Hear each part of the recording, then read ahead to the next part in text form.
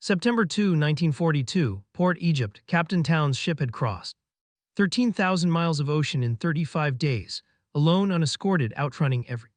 The Atlantic, the Seatrain Texas, looked like an ordinary freighter as it glided toward the southern end of the Suez Canal, 483 feet of riveted steel.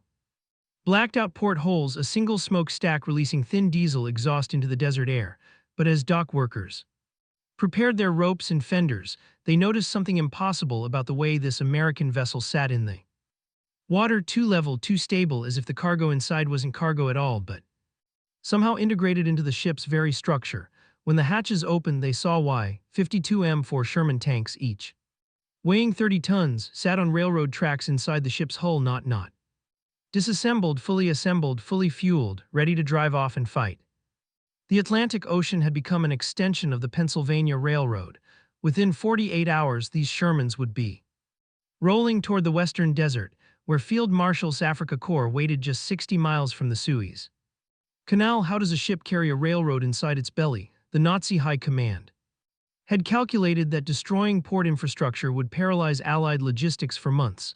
They understood that moving a tank from factory to battlefield required cranes, docks, specialized handling equipment, all vulnerable to bombing.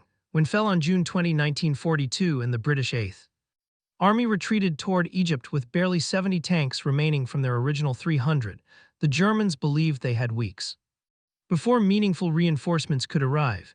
The mathematics of cargo handling made such speed impossible. Typical Liberty ship required days of manual unloading by crane, crate by crate. Even if the tanks reached Egypt, they would sit on docks, waiting for assembly. But the Germans' calculations had a flaw. They had counted American industrial capacity. They had counted Sherman tank production. They had never counted on a system that made the distinction between ship and railroad irrelevant. The Nazis planned for a war of docks and cranes, but they weren't ready for a war of moving rails. If you want to see how this hidden revolution saved North Africa, please hit that like button and subscribe if you haven't already. It's how we keep these stories moving. Because this secret weapon had actually been hiding in plain sight for over a decade, a logistics revolution that had been operating in plain sight since December 1928, waiting for the moment when conventional infrastructure would fail. The Seatrain concept emerged from a business problem, not a military one. In 1928, Graham M. Brush, a passenger shipping executive, faced the reality that moving freight between the United States and Cuba had become an absurdly inefficient process. Cargo arrived at American ports in railroad cars loaded at factories hundreds of miles inland, unloaded every item by hand. Crates of machinery, barrels of chemicals, bags of grain, all moved piece by piece from car to dock. Those same items were then loaded onto ships, again piece by piece, each item handled multiple times by multiple workers in Havana. The entire process reversed: unload from ship, carried to warehouse, load onto Cuban rail cars. Every transition point required labor, time, and created opportunities for damage, theft, or loss. The inefficiency was staggering. A single rail car might contain 50 tons of mixed cargo that required 6 hours to unload and another 6 hours to reload onto a ship. Multiply that by dozens of rail cars, and a conventional freighter could spend 3 to 4 days in port just loading. Ship itself was idle during this time, burning money while worked. Brush's solution was radical for 1928. Eliminate the transition points entirely. Don't move the cargo, move the container that holds it, the railroad car itself becomes the shipping unit. Load the rail car once at the factory, ship it across the ocean, unload it once at the destination factory. No intermediate handling, no breakage, no theft, no delays. The concept was simple, the execution was not. In December 1928, the first sea train made its maiden voyage between New Orleans and Havana, built by Swan Hunter and Richardson in Newcastle, England. This 435 vessel could carry 95 fully loaded railroad freight cars on 4 internal decks fitted with standard gauge track. The ship wasn't designed to carry cargo, it was designed to carry the containers that already held cargo. The loading system was deceptively simple in concept, extraordinarily complex in execution. At the dock, railroad tracks extended from the pier onto a massive steel cradle, essentially a movable section of track that fit into a depression on a freight car would roll onto this cradle under its own momentum or pulled by a small switching engine.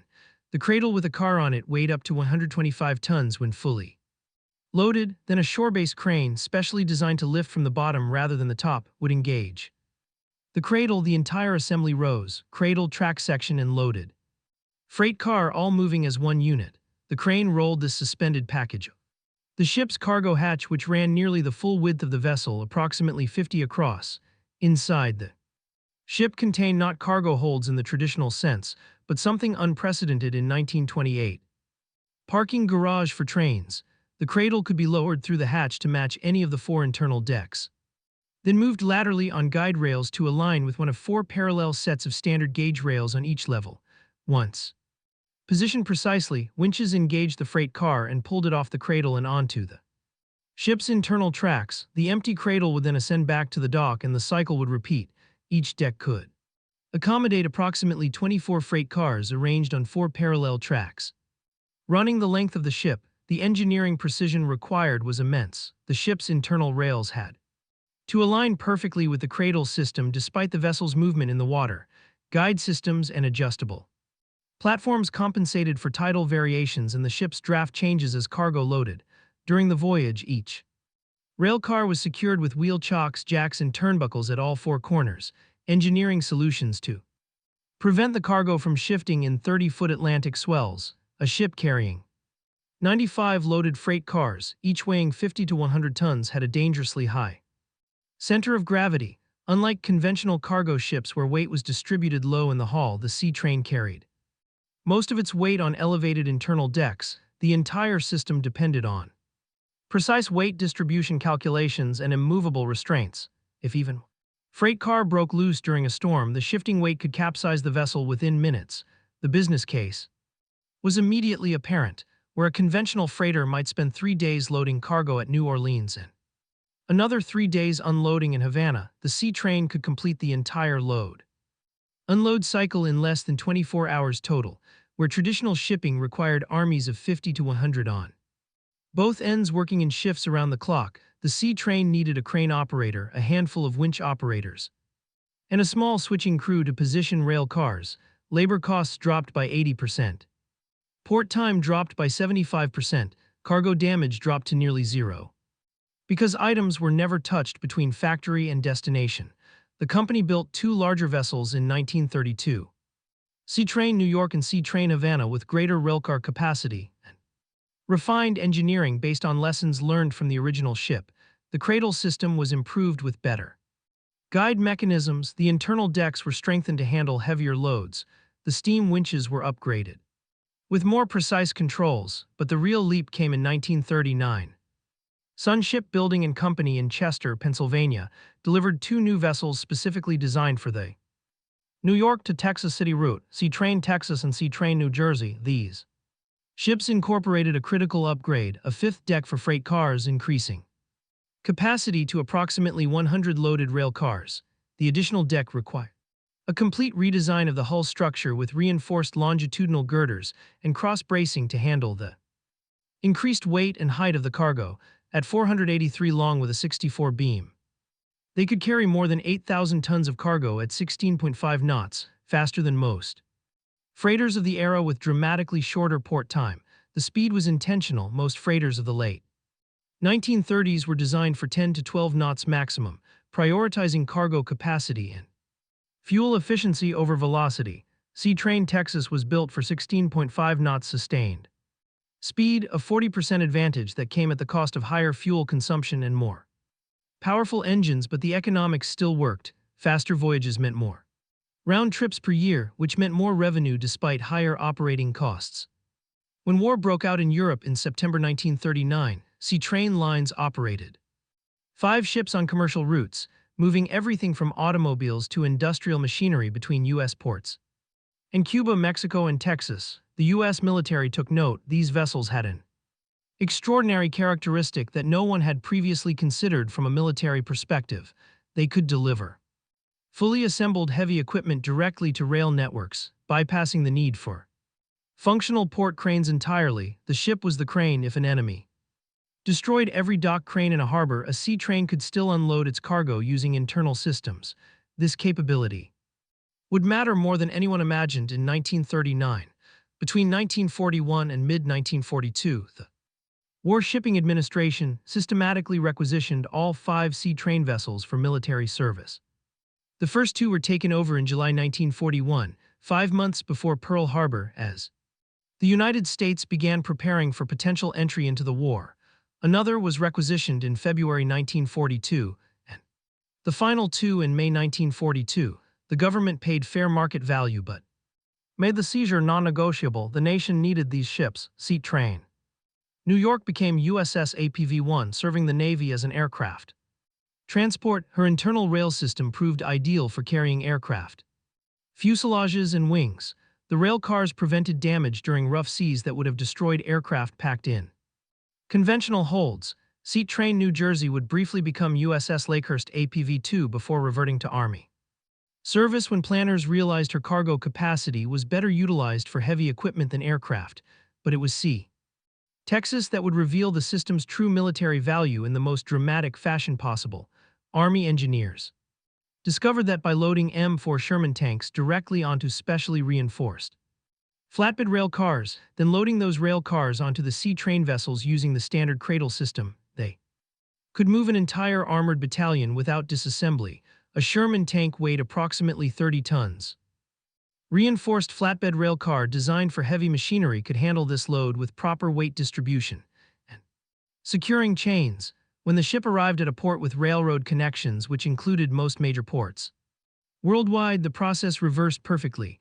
The tanks could roll off the flat cars directly onto the destination nation's rail network and proceed inland to staging areas without ever needing to be touched by a crane or lifted by a dock worker. This capability eliminated 3 catastrophic vulnerabilities. Conventional military logistics. First, no dependence on port cranes.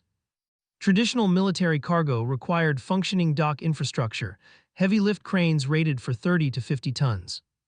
Reinforced piers capable of handling concentrated loads, specialized rigging equipment. If an enemy bombed the docks, destroyed the cranes, or sabotaged the electrical systems, conventional ships became floating warehouses with no way to unload their cargo. A sea train could still unload using its internal winch systems and 70-ton booms, completely independent of shore infrastructure. Second, no assembly time. Tanks shipped conventionally were often partially disassembled, turrets removed, tracks taken off, ammunition and fuel drained to reduce height and weight for safer stacking in cargo holes. Upon arrival, mechanics needed days or weeks to reassemble each vehicle, install new tracks, calibrate gun systems, load ammunition, and test engines. Tanks arriving on a sea train could drive off the ship and into combat the same day. Third, no special handling. The same system that moved steam locomotives and refrigerated freight cars in peacetime moved weapons. In wartime, dock workers needed no special training. The cradle lifted everything the same way. The winches pulled everything the same way. A port that could handle sea trains' commercial cargo could handle its military cargo with zero learning curve. Throughout late 1941 and early 1942, sea train vessels made multiple transatlantic crossings, often in convoy with 20 to 40 other ships delivering American equipment to Britain and later to North Africa. The ships became known among convoy for their unusual stability even when fully loaded. The internal rail system distributed weight across the entire hull length rather than concentrating it in traditional cargo holds where heavily loaded Liberty ships would roll 20 to 25 in rough seas. A fully loaded sea train rarely exceeded 10 of roll. The low roll made them steadier gun platforms for their defensive armament and reduced crew seasickness, which meant more alert lookouts watching for convoy. Commanders also noticed that sea train vessels could maintain higher speeds than conventional freighters even when loaded near capacity. This created tactical dilemmas: should a convoy slow to accommodate traditional freighters, or should the sea trains be allowed to race ahead? Usually the sea trains stayed with the convoy for mutual protection, throttling back their engines to match the slowest ship. But planners began asking a question: what if a sea train needed to make a solo run at maximum speed? The system's greatest test was coming. It would require Seatrain Texas to operate alone at maximum speed across waters patrolled by German, carrying a cargo so critical that losing it would likely cost the British their foothold in Egypt and possibly the entire Middle East. On the evening of June 20, 1942, President Franklin handed a pink message slip to British Prime Minister Churchill. They were meeting in Washington, D.C. at the White House when the note arrived from the War Department Communications Center. Churchill read it silently to has surrendered with 25,000 men taken prisoner. The Prime Minister's face went pale. Watched him carefully, understanding immediately that this was more than a tactical reverse. The fall of was more than a tactical defeat. It was a logistical catastrophe that threatened to cascade into strategic collapse.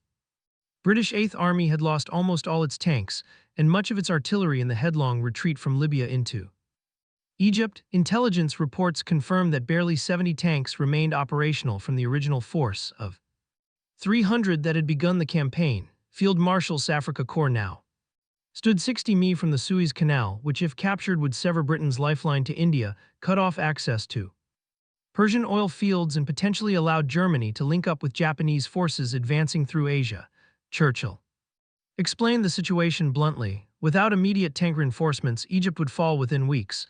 The 8th Army couldn't hold against armor with 70 tanks. They needed hundreds, and they needed them immediately. Asked what America could do, Churchill's answer was specific and desperate. Give us as many Sherman tanks as you can. Spare and ship them to the Middle East as quickly as possible. We need them in Egypt before it reaches the canal. Army Chief of Staff General George Marshall went further than Churchill dared hope. He offered to strip the U.S.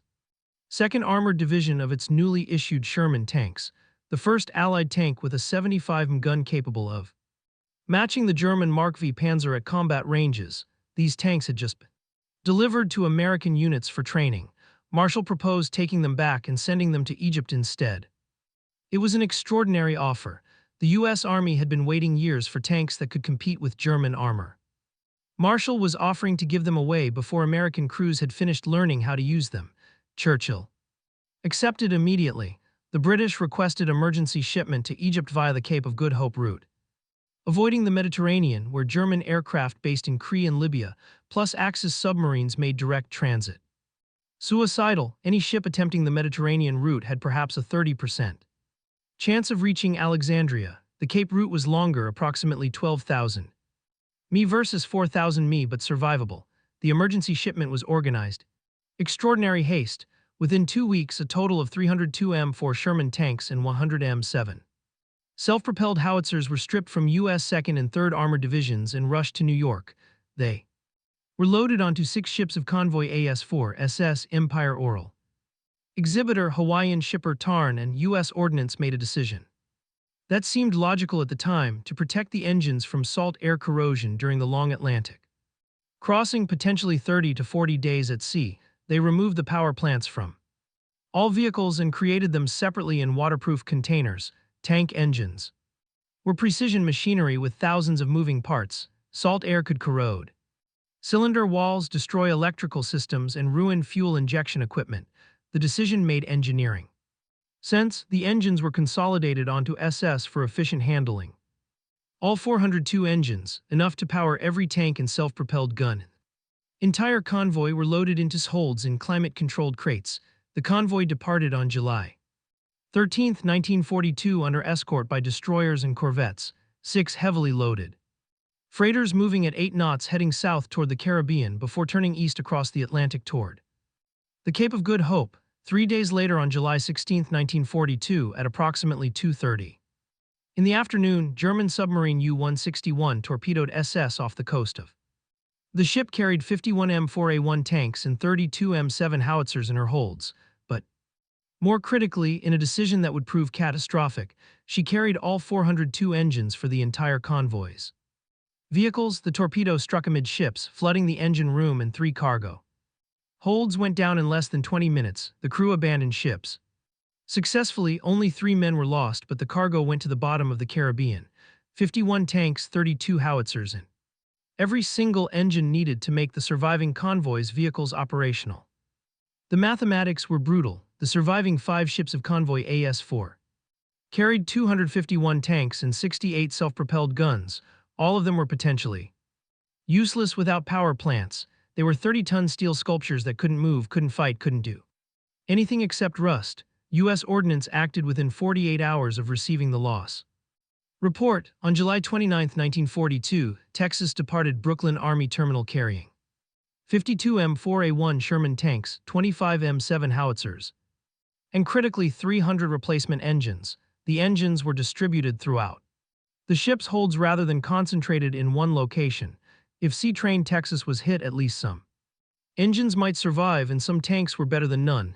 Captain Town, 44 years old, a merchant marine officer with 20 years of experience, received unusual orders in a sealed envelope that he was instructed not to open until clearing New York Harbor.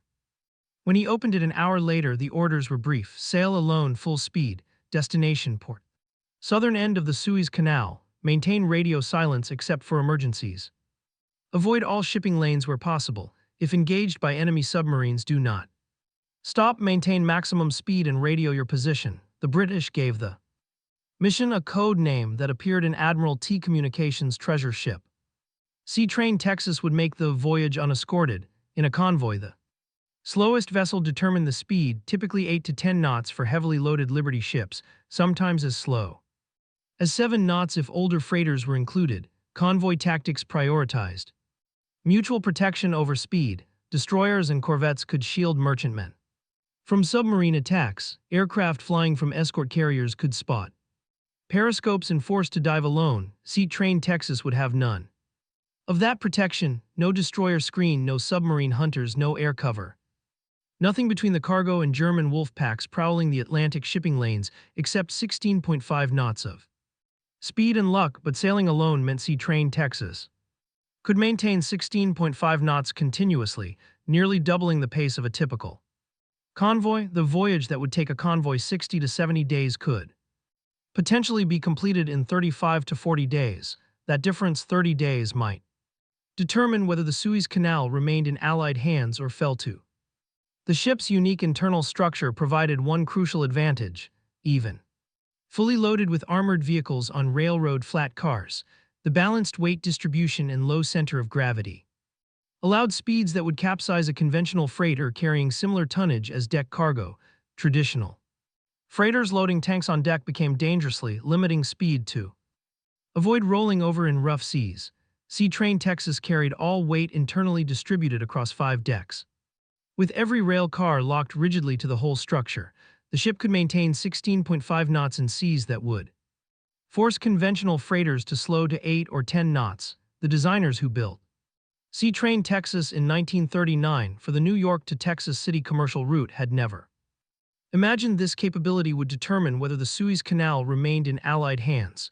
They had been optimizing for return on investment in the peacetime cargo trade, but their engineering choices, high speed, balanced weight distribution, rigid internal structure, were about to be tested in the most consequential voyage of the war. Graham M. Brush had never intended to create a weapon of war. The Seatrain system emerged from solving the fundamental inefficiency of early 20th century cargo handling, the break bulk process. Before containerization, every item shipped by sea was handled individually multiple times. A crate of machinery traveling from Pittsburgh to Havana might be physically handled 12 to 15 times. Between origin and destination, loaded onto a rail car, unloaded at the port. Moved to warehouse, loaded onto ship, unloaded in Havana, moved to warehouse. Again, loaded onto Cuban rail car. For a typical freighter carrying 5,000 tons of mixed cargo, this required a week of labor on each end. Brush recognized that the railroad car itself was already a standardized container with 50 to 100 tons capacity. Why not treat the rail car as the atomic unit of shipping? Load it once, ship it, unload it once. The engineering challenge was making a ship function as a floating segment of railroad track. The internal decks had to support loaded freight cars up to 100 tons each, plus the dynamic loads created by the ship's movement in rough seas. Standard gauge track measuring 4t. 8.5 in between rails became the organizing grid. Each deck needed 4 parallel tracks to maximize capacity. The ship's whole width was determined by geometric constraints: 4 tracks plus clearance for 10-foot wide rail cars, plus structural members required a hull beam of approximately 60 to 65. Restraint system addressed the ship's fundamental vulnerability. Unlike conventional cargo ships where weight was densely packed low in the hull, the Seatrain was essentially a floating parking garage with wide open levels. If freight cars shifted during a storm, the center of gravity change could capsize the vessel. Each car's wheels were Chalked, then hydraulic jacks positioned at all four corners and tightened against the deck structure. Finally, turnbuckles, adjustable steel cables attached from the car's frame to anchor points welded into the deck.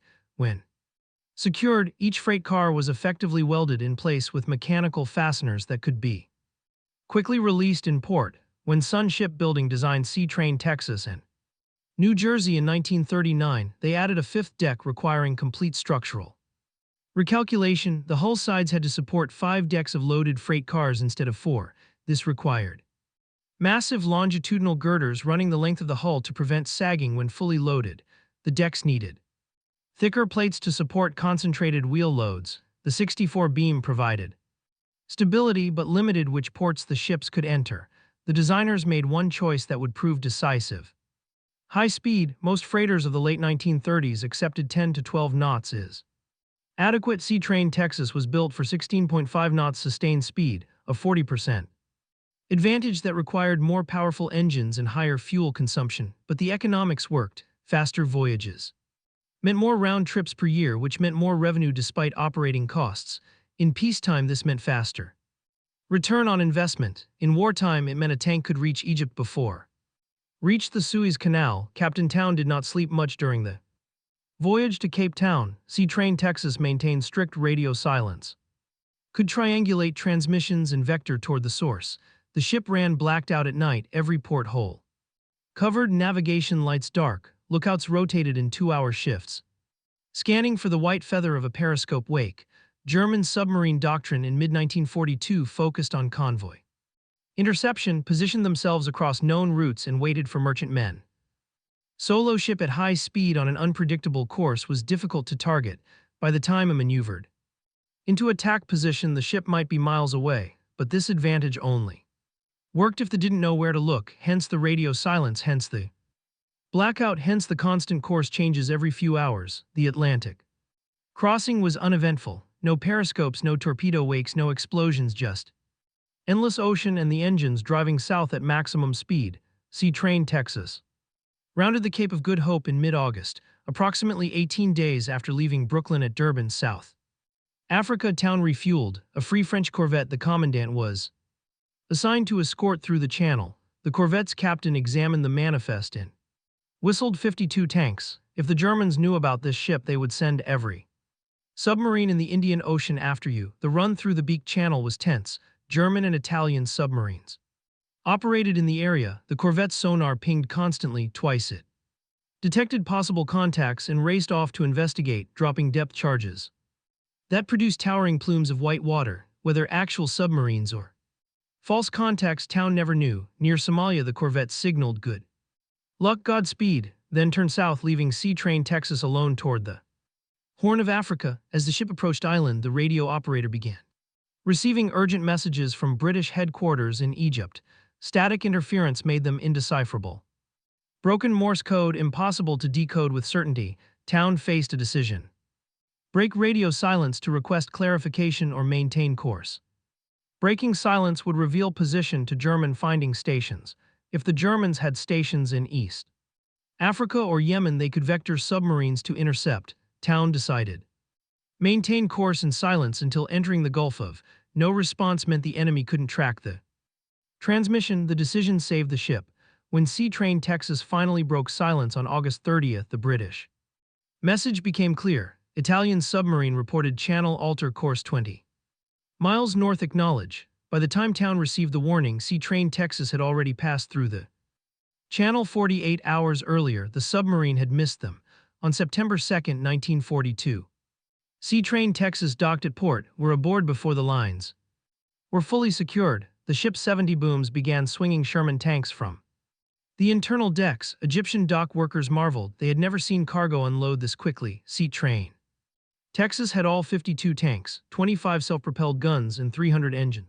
The dock in less than 48 hours. By September 5th, combined with the surviving ships of convoy AS-4, 303 Sherman tanks and 93 M7 howitzers had been delivered to Egypt along with the 300 replacement engines that made all vehicles operational.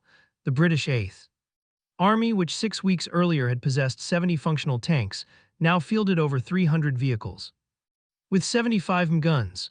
1 month later, on October 23, 1942, these tanks rolled into action at the Second Battle of the Sherman's 75-gun could penetrate German Mark V armor at combat ranges exceeding 1,000 yards. Was caught between Montgomery's reinforced 8th Mommy and Allied forces, landing in Morocco and Algeria. During Operation Torch, the Nazis had destroyed port cranes across North Africa, believing this would strangle Allied logistics, but the cranes inside Seatrain Texas kept working, marked the end of Axis advance in North Africa. By May 1943, the Africa Corps would surrender in Tunisia with over 250,000 troops entering captivity, who had stood 60 mi from the Suez Canal, would be recalled to Germany to prepare for the defense of Western Europe against an invasion employing logistics principles first proven when a single vessel delivered 52 tanks to Egypt in 35 days. Seatrain Fleet 1928–1942, original fleet 5 ships by September 1939, Seatrain New Orleans, New York, Havana, Texas, and New Jersey, builder Swan, Hunter, and Richardson, first ship Sun Shipbuilding, Texas and New Jersey, all requisitioned by War Shipping Administration, July 1941 to May 1942, rail car capacity 95 to 100 loaded. Freight cars per vessel, Seatrain Texas, New Jersey, specifications 483 feet. Length 64, beam 8,000 plus ton capacity, 16.5 knots maximum speed.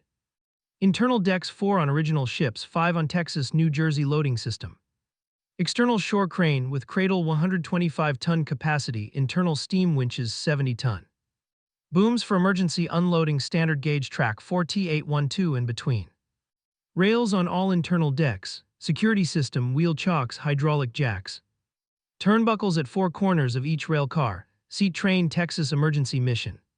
July to September 1942, departed July 29, 1942, Brooklyn Army Terminal, New York, Captain G. Town 44, cargo 52 M4A1 Sherman tanks. 30 tons each, 25 M7 self-propelled howitzers, 300 replacement tank engines. Total cargo weight approximately 2,500 plus tons of vehicles plus engines and ammunition. Distance approximately 13,000 mi. New York to port via Cape of Good Hope route, Brooklyn, South Atlantic, Cape of Good Hope, Durban, refuel pool. Beek Channel, Indian Ocean, Gulf of Red Sea, Suez Canal, transit. Time 35 days unescorted, speed 16.5 knots sustained versus 8 to 10 knots. Typical convoy speed, fuel consumption, refueling required at Dur, South Africa. Approximately 18 days into voyage, escort-free French corvette commandant. Detroit through Beek Channel only, arrival September 2, 1942, port Egypt, unloading time less than 48 hours, complete discharge by September 5, convoy AS4, context, departed July 13, 1942, 16 days before. Seatrain Texas, original complement 6 ships carrying 302 M4 Sherman tanks, 100 M7 howitzers, ships SS Empire, Oral Exhibitor, Hawaiian shipper, and lost SS torpedoed by U-161 on July 16, 1942 off. Cargo lost 51 M4A1 tanks, 32 M7 howitzers, all 402 engines for the entire convoy. Convoy AS4, arrival Egypt. Late August 1942, approximately 45 days transit, total delivered to Egypt. Convoy AS4 plus CRA Texas, 303 tanks, 93 M7s operational with replacement engines.